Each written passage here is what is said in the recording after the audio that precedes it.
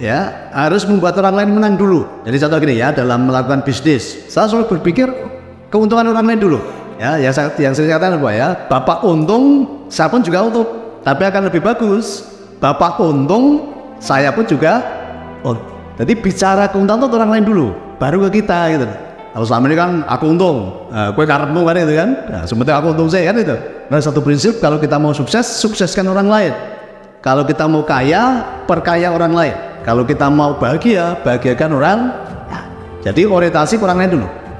Jadi berpikir untuk menang, ya, membuat orang lain menang dulu, supaya kita nanti juga menjadi pemenang. Jadi selalu bicara tentang kemenangan-kemenangan. Nah, itu bedanya orang yang pola pikir kaya dengan orang yang pola pikir miskin. Orang kaya itu mengeluarkan uang untuk menang, tetapi kalau orang miskin mengeluarkan uang untuk bertahan hidup. Ayo dicek pola pikirnya. Kalau pas mengeluarkan uang, pikirannya yang sering terjadi apa? Nanti kalau rugi, bagaimana? Nanti kalau hilang, bagaimana? Nanti kalau dihapusi, bagaimana? Mati cek. Kalau keluar uang jadi pertanyaannya drindil ya. Wah, kena hilang piye? Menapa yo piye? Kaya sing dhisik piye? Lah sing kaya dhisik ora ngerti. Menapa yo liyane piye? Liyane yo ngomong ora tau melu gitu. Dan selalu bicara orientasi adalah bagaimana membuat orang lain menjadi lebih baik. Kemudian yang ke-8 ya, pahami orang lain dulu dan orang lain akan memahami Anda ya. Jadi ini yang seringkali banyak orang itu pengen dipahami, kok tidak mengerti aku sih? Itu biasanya gitu kan, ibu kan. Dalam hidup ayo kita belajar memahami orang lain dulu, supaya nanti orang lain bisa memahami kita. Tapi seringkali kita ini menuntut orang lain memahami kita, mengerti kita, tapi kita nggak mengerti orang lain gitu kan. Memahami suami nggak memahami, tapi suami orang lain lebih paham. Nah, ya podo sing kucing karung itu niku sing laki-laki ya, kucing karung itu kadang lebih paham dengan istrinya orang lain daripada istrinya sendiri.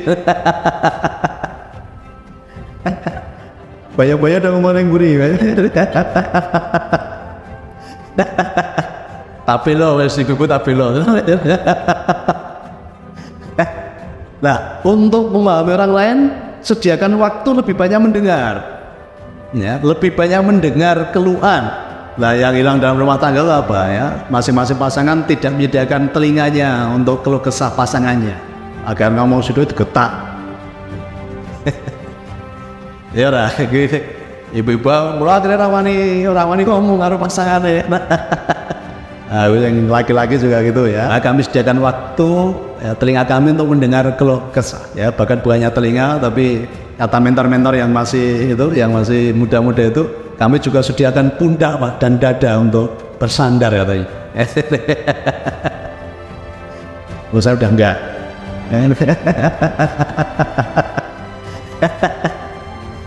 Ojo diketak, agar ngomong diketak. Akhirnya orang malah raiso curhat ya.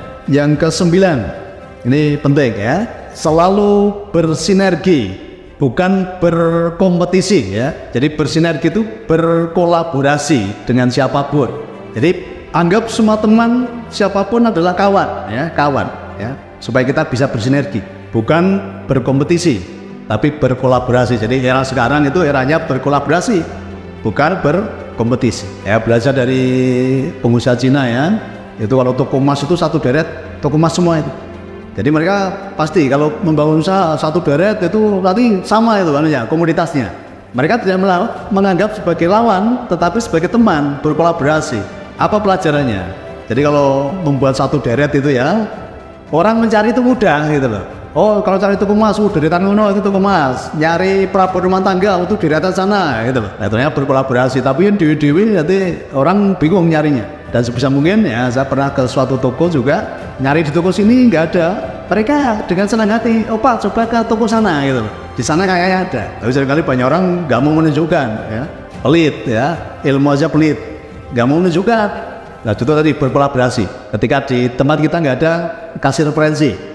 Nah, pelajaran beberapa minggu yang lalu ya, jadi ikut menawarkan dagangannya temen, ikut ngelarisi ya, dan ikut nawarke. Oh Pak, kalau ada orang cari ya, oh yang ada di sana teman saya punya kan gitu. Nah itu pun juga tadi itu membuat kebaikan-kebaikan. Jadi bersinergi ya, bersinergi, dan jangan berapi ya, mau tak tahu lu aku tahu piro mental akhirnya itu ya. Ya, kasih informasi dengan senang hati ya, jangan berharap nanti dapat komisi atau apa. Para kalau dikai ya matur nuwun ya, Naratikai di WA. Enggak ya, jangan berharap ya, jangan berharap gitu. Ya, yang terakhir, asah diri ya, mengasah diri. Tubuh kita, ya diri kita itu terdiri dari 3 hal, tubuh, jiwa, dan roh. Asah tubuhmu dengan apa? Dengan olahraga. Ya, ini penting sekali. Maka setiap hari, ya tadi pagi hari, senam, ya, apapun biar tetap sehat kan itu kan. Karena kalau kita nggak sehat, nggak bisa melayani, nggak bisa mengajar, nggak bisa menolong orang lain ya nih. Jadi sehatkan dirimu dulu. Ini yang saya masih kurang itu pola tidur yang masih kurang ya. Kalau pola makan sudah, pola olahraga sudah, pola tidurnya yang belum. Karena tadi ya menyiapkan telinga untuk mendengar keluh kesah banyak orang. Rata-rata tidur di atas jam 12, jam 1, semalam jam 2 baru tidur. Nah ini yang saya harus belajar untuk mengatur pola tidur. Kemudian mental ya, mengasah mental. Nah mental dibentuk dari mana? Ya dari masalah tadi, itu juga memperkuat mental kita juga. Kemudian saling masing-masing ketika berhubungan dengan teman, dengan kawan ada gesekan, itu manai sebagai untuk mengasah mental. Ada perkataan gini, besi menajamkan besi, manusia menajamkan sesamanya. Jadi dimanai ketika ada gesekan dalam perjalanan, dalam kebersamaan, itu dimanai sebagai apa? Saling mempertajam. Apalagi kita dengan orang lain, kadang satu keluarga pun ya masih sering gesekan. Jadi manai gesekan itu bukan sebagai masalah, gesekan itu saling mempertajam mental satu dengan yang lain. Ya, tapi kuncinya mau dikoreksi, ya saling beri koreksi, saling memberi masukan. Nah, kalau dikoreksi nggak mau, berarti nggak mau dipertajam. Akhirnya jadi tumpul. Ya. Ya, apalagi sekarang ini ya ketemu banyak orang dari berbagai tempat, dari berbagai pulau. Ya wajar nanti ada gesekan itu karena apa? Tadi saling mempertajam. Oke, kemudian yang perlu kita asah juga spiritual ini penting ya. Jadi tubuh, jiwa, dan roh. Spiritualnya pun perlu diasah. Perbanyak waktumu untuk membangun hubungan baik dengan Tuhan. Saya sering katakan, kalau hubunganmu dengan Tuhan sudah baik, masalahmu pasti menjadi baik. Ini kunci ya. Seringkali kita lihat di luar sana cuma kuantitas, tapi kualitasnya masih kosong. Ya, membangun spiritual bicara kualitas. Yang paling penting kalau bicara skala prioritas, ya rohnya dulu, spiritualnya dulu yang dibangun. Kalau rohnya kuat, spiritualnya kuat, jiwanya pasti kuat. Orang gampang nesu, orang gampang tersinggung, ya tidak mudah marah, tidak mudah tersinggung, tidak mudah iri hati, tidak mudah dengki. Apaan dirubah ya selama ini karena banyak orang apa? Saya lihat banyak orang memperkuat tubuh jasmaninya dulu untuk menutupi tadi mental yang lemah tadi. Kalau mental lemah berarti apa? Spiritualnya apalagi pasti lemah. Nah sekali tadi banyak orang terbalik ya pos. Wah karena aku jadi pengusaha itu harus naik mobil. Akhirnya belum saatnya beli mobil dipaksakan. Oh pengusaha itu handphonenya harus yang keren ya gitu kan. Nah akhirnya belum saatnya beli harus direwangi kredit untuk bangun penampilan supaya biar kelihatan pengusaha kan gitu.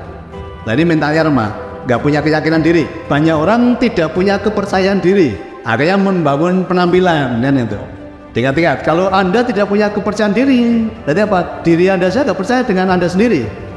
Bagaimana orang lain suruh percaya? Jadi orang-orang yang tidak percaya diri jangan berharap orang lain percaya kepada Anda itu. Oh diri Anda aja nggak percaya kok. Oh orang lain percaya. Ingat-ingat ya, bagi orang yang belum percaya diri jangan paksa orang lain percaya kepada Anda. Jadi dimulai dari percaya diri tadi, membangun mental tadi, ya, mental yang kuat. Tapi dimulai dari spirit dulu, roh yang kuat tadi. Roh kuat, mental kuat, ada kepercayaan diri. Karena kita adalah makhluk ciptaan Tuhan. Kita ini juara, kita ini pemenang kan gitu kan. Nah nanti lahiriahnya pasti kuat. 10 kebiasaan yang harus kita lakukan nanti dipraktekkan ya, bukan hanya teori.